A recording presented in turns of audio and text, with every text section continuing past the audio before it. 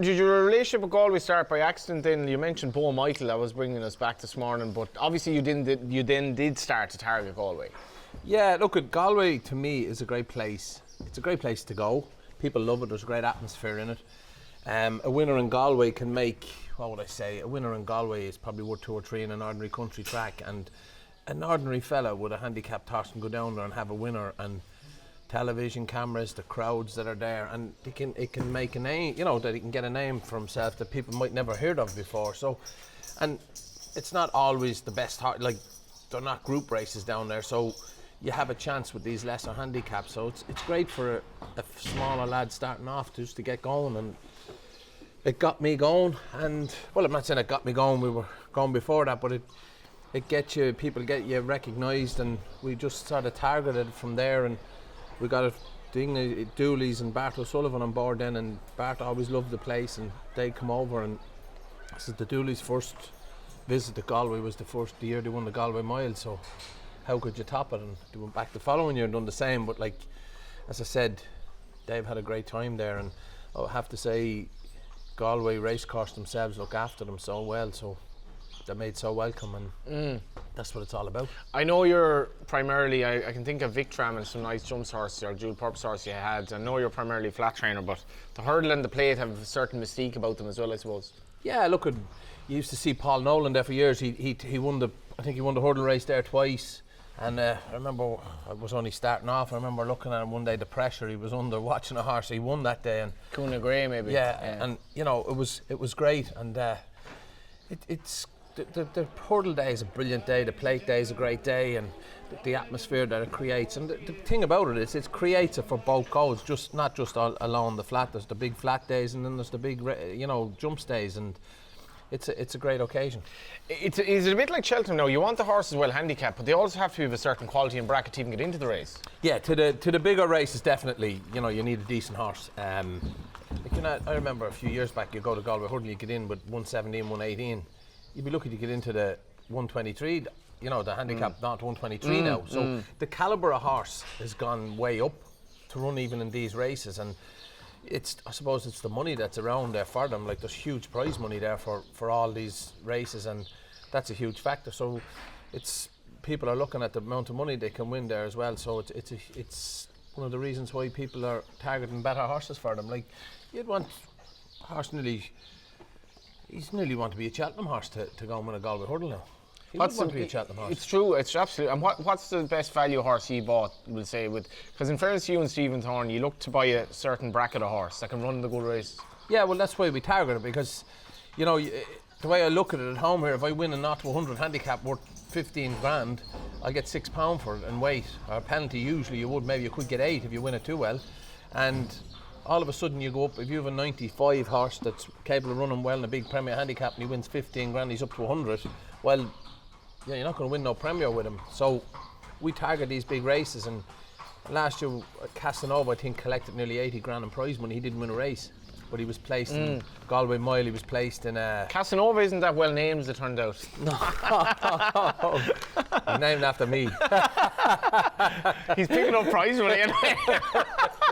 He's one of the tickets as well. You have current option. If you go through your runners, so Jack Thomas, No More Porter, High Time you won SALTONSTALL, Laugh a Minute. It's funny, like, this is the lovely thing about the flat as well. These are names that we can all recognise because they're on the go a while. They're not going to be retired at 3.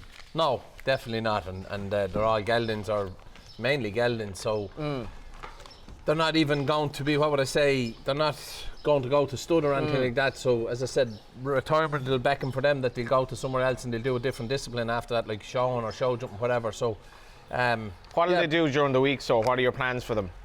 Listen, they'll one more piece of work. Current option worked early in the week. He'll work again early next week, and that'll be it. They left nice and fresh then for the rest of the week. Like, they do plenty at home here in the Gallops as well, so, and they'll probably do a couple of days on the beach as well now. We usually freshen them up really well now, just before Galway. Like, they'll be nice and fresh, and we keep them, we keep them right.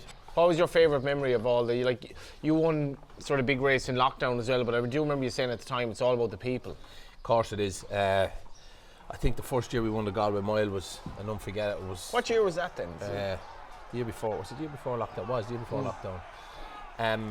I know the day Bo Michael won on Ladies' Day, he won the Novice Chase in Ladies' Day that day. The crowd, I think there must have been over 40,000 people in the place that day. And it was one of the early races. I think we left the race course that night at 10 o'clock with the lads, Dave Corn, a bunch of prison officers there, and they'd had a fabulous day. And you know, to win on them big days with the atmosphere on a crowded day like that it creates. It's old school as well. That's what racing should be, you know. Yeah, it's. And I suppose any good winner in Galway with a good crowd in it, it's a great atmosphere. But it was, you know, it's just brilliant. What do you remember your Galway Mile win for the first time then? I was up in the stands. I usually go a bit mad anyhow in the stands. How many runners had you in that year actually? I hadn't got that many. I think at 3. Yeah. And I was roaring and shouting. I was a bit shocked really the way he came from off so much. He came from a little off the pace. It was just unbelievable, and to go back down into the crowd and the guys were there in the parade ring, it was surreal really to go back there, you know, and the cameras were everywhere, and it was a magic day. Which of your horses is best suited for Galway? Are they, because it is an idiosyncratic track as well? Yeah, I think the likes of Salty loves the place if the ground is nice and soft, you know. Current Option loves the place. You can see his record down there. Sir Jack Thomas, no matter what day he'll run, he's 2-time winner down there. And yeah, I always hear the phrase horses for courses, and these guys have been there, done that, and you know, even go to Leighton every year, you'll go back, you'll get a horse, you'll go back there and you'll win again on it. So, you know, them horses will always run real well. When they get to Galway as well, they'll remember. Of course they will. This fella loves the place, and you see him tacking him up out there, and you know, he's like a king down there, you know. I know you're a little bit unlucky in the Lincoln, but you like the British competition in Galway because these British trainers, like, no, I was disappointed. Yeah. You wouldn't want to be in my lorry coming home from the Lincoln because, you know, the English horses all got £2 of an increase in weight, bar the horse that beat us because he was unexposed. He left him as he was. So if you'd even given him £1, I think we might have beaten him. But look at that, it's forgotten about now. You know, it's finished. They do bring quality to Galway as well, because if you've a premier handicapper that's fairly versatile over 7 and 1, you have him for the week in 2 big races. That's right, you have 2 big races. And you might be drawn 16 and then 3. Yeah. Like. So look, you need the mile handicap going down there, like, you know, and in Galway it's not like the Curry, you have 25 runner field, you have I think it's 18 runners, so they're 16 or 18, so the field is minimised, you know, that way. So the handicaps are quite compressed in Galway. Like, there's no such thing as an 8-4 and a 10 stone really, because you think the class horse in the race can win, like, and the best horse, you know, the best horses usually win. And sometimes, like the likes of Current Option, he's a listed and a group winner. When them horses are running handicaps, you've got to watch out, you know, because they're just better horses than ordinary handicappers. And we'd often, the likes of the Sovereign Pat, we might drop 1 or 2 of the horses that have run in group races here. We'll drop them back to that race because it's worth a lot of money. It's worth 150 grand. So. And the 2-year-old maiden as well. Like, I suppose when I was getting into racing, I remember Grey Swallow winning it, and Dermot Well used to win it most years in, but Aidan O'Brien started taking them on, and now you get serious horses running the maidens in Galway. That's right, and it's not a great place to say, like, to go on, and if you've a 2-year-old that wins in Galway, which is hard to do, but to try and sell them, you know, people would rather see them run on you know, for the selling market. Really, yeah. They'd like to see them run up the Curragh or run on a flatter track. You know, people would say, whereas Aidan doesn't care because he's buying them to keep them. He's not buying, you know, or he's winning, he's running them races to win, you know, and you know, they're going forward. He's not buying, you know, he's not winning there to try and sell them. Yeah. Mr. Well to be the same, you know. Yeah. But yeah, I wouldn't have many. I won't have run many 2-year-olds in it now because I wouldn't have a nice 2-year-old here to run, but he won't go there for it, you know. Galway, I think John V. Keane said, is a state of mind. Is that fair enough?